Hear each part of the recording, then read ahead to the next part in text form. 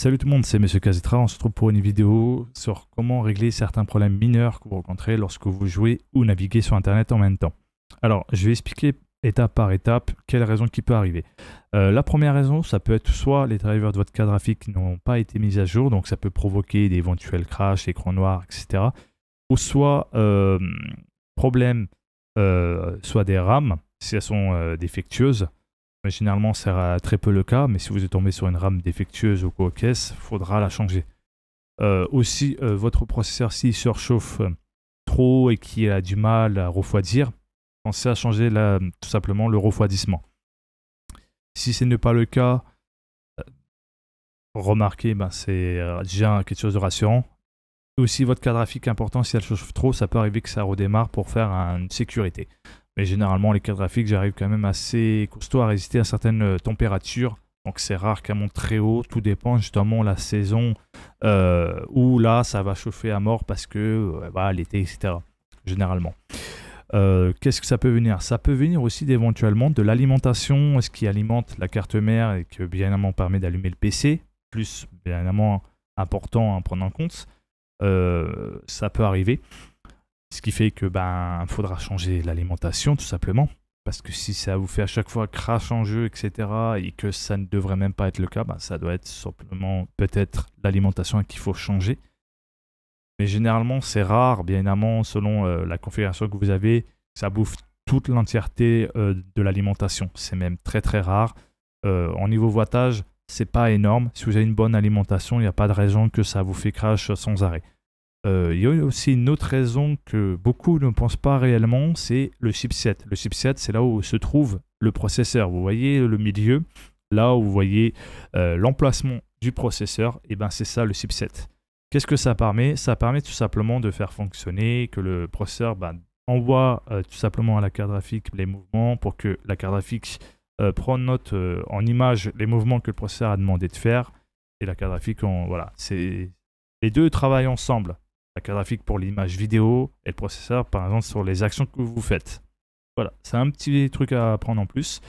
Comment pouvoir mettre à jour le driver chipset? C'est simple, vous allez sur la page internet de votre navigateur et vous tapez la référence de votre carte mère. Une fois que vous avez trouvé cette référence, que vous êtes sur le site de la marque de votre carte mère, vous avez tout simplement la présentation caractéristique, spécification et insistance. Dans insistance, il y a plein de choses à prendre en compte. Là, c'est là où vous allez télécharger vos pilotes, BIOS, utilitaires. Voilà. Mais ce que je vous conseille, il n'y a pas forcément besoin de mettre à jour le BIOS. Ça peut être un truc minime. Donc, en soi, c'est simple. Vous vérifiez quel système de passation que vous utilisez, soit Windows 10 ou Windows 11. Vous sélectionnez par exemple Windows 11 si vous êtes sur Windows 11. Vous cliquez pilote et là, vous avez audio, chipset, SATA et la carte internet de votre carte mère, donc Wi-Fi. Vous allez sur le chipset. Et là, vous avez plusieurs versions du chipset. Vous avez les anciennes comme les nouvelles versions driver du chipset. Vous prenez la toute dernière, vous téléchargez, ça va télécharger. Après, vous cliquez sur le dossier et là, vous avez plus qu'à exécuter l'installation.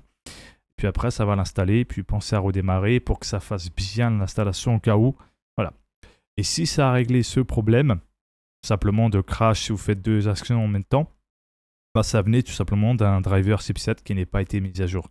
Parce que si vous restez sur un chipset qui est une ancienne version en termes de driver, ça peut provoquer des problèmes d'incompatibilité avec vos composants, plus avec Windows 11.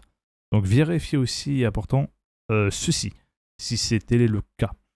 Aussi, vous pouvez mettre à jour les SATA si vous voulez mettre à jour, mais bon, normalement, vous ne devrez pas avoir de problème, ça se reconnaît direct, généralement, voilà.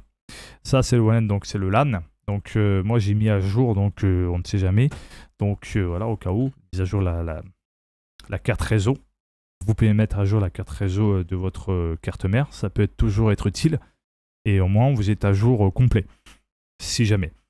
Donc voilà.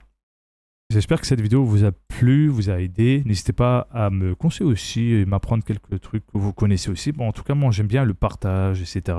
dans le respect, la bienveillance dans les uns et les autres, très important. Il y en a qui sont débutants, il y en a qui le connaissent un peu plus que les autres. Le plus important, c'est savoir discuter calmement. Et surtout, n'hésitez pas à partager vos astuces aussi dans les commentaires. Si on a certains ont un problème qui n'est pas lié par rapport au chipset ou aux caisses, n'hésitez pas à lui faire partager vos solutions, bien évidemment, tant qu'ils sont viables et surtout qui ne sont pas dangereuses pour sa configuration. N'oubliez pas surtout de vous abonner, de mettre un pouce bleu et plus important de partager au plus grand nombre d'entre vous, surtout pour ceux ou celles qui ont des problèmes, comme j'ai expliqué sur cette vidéo. Je vous dis à la prochaine, prenez soin de vous, c'était Monsieur Kazetra, on se trouve bien évidemment en stream, peut-être demain qui sait, ou après-demain, vous aurez la surprise, vous aurez peut-être une notification pour ceux qui sont follow, bien évidemment, à ma chaîne Twitch. Je mettrai peut-être le lien dans la description si j'y pense. N'oubliez pas aussi de signer la pétition européenne anti-destroy Video Games qui permettra de préserver les jeux, pouvoir jouer en solo sans besoin de connexion obligatoire. Même si vous êtes un amateur de mode zombie, pouvoir jouer aussi au mode zombie en solo sans besoin d'avoir une connexion obligatoire. Bref, prenez soin de vous, à la prochaine.